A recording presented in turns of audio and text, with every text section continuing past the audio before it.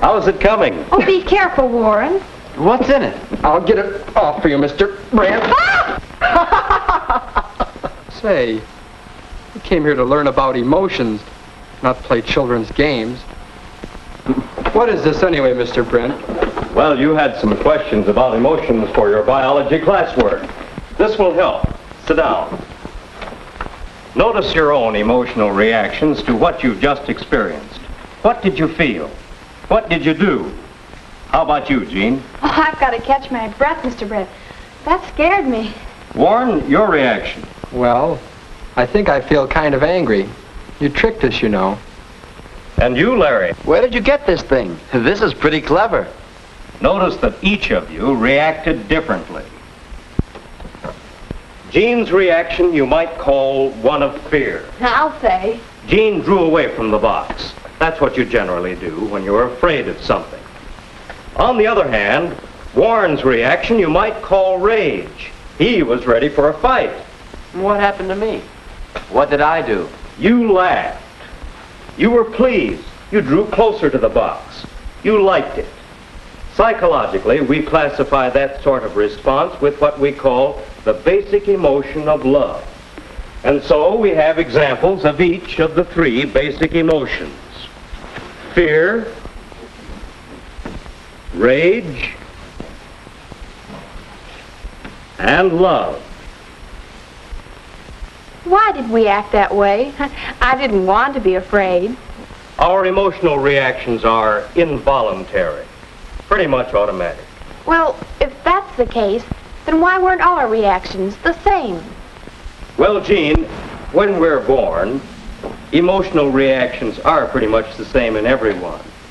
But as we grow older, each of us develops his own individual set of response patterns. Why is that, Mr. Brent? Conditioning. What's conditioning? Come over here.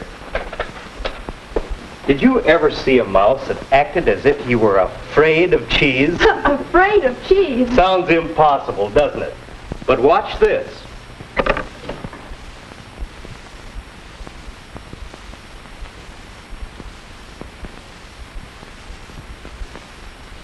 The strangest thing I've ever seen. Is that the result of conditioning, Mr. Brent? How did you do that? Well, we began several months ago with just a mouse, one that liked cheese.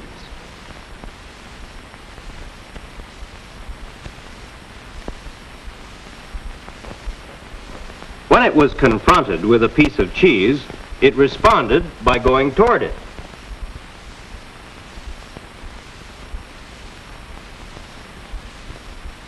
But when the mouse was given a mild electric shock as it approached the cheese, it responded by running back.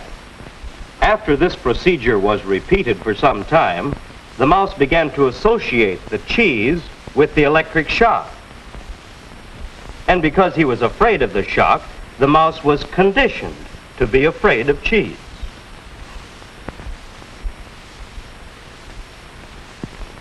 Now, he responds to cheese as he would ordinarily respond to an electric shock. That's what we call conditioning. We hitch up a stimulus, the cheese, with a new response. Must be pretty hard on the mouse. But it doesn't happen to people that way, does it? Let's find out. Come over here, Warren. Hold your hand out like this. That's right. Now just try to hold it steady. Don't let your hand move. Just hold it steady. But you're pushing it down. Just hold it steady. Steady. Steady. Hey, it went up.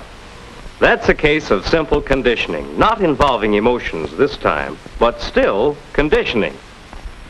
Is that the reason that Jean scares so easily? Why, she's afraid of mice. Oh, hush. Very possibly conditioning is the reason.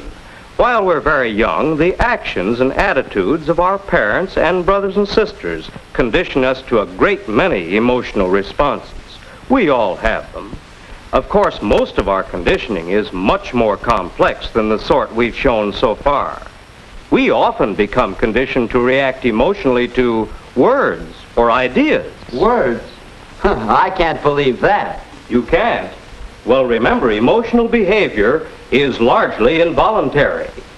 Here, come over here and take a look at this model of the brain. This is the front of it.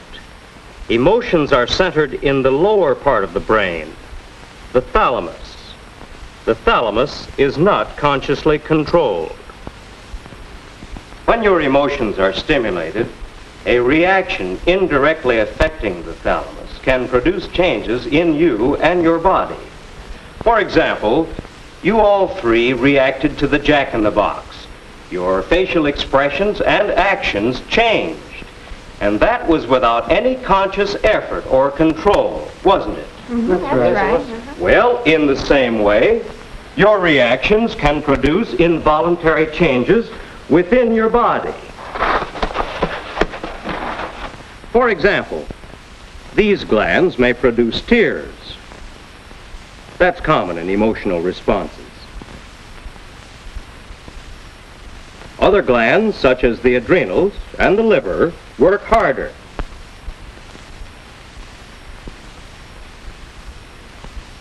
Sweat glands in your skin produce perspiration.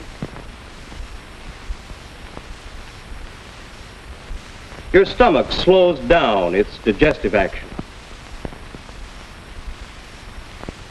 Your heartbeat changes, sometimes faster or sometimes slower. And your breathing changes.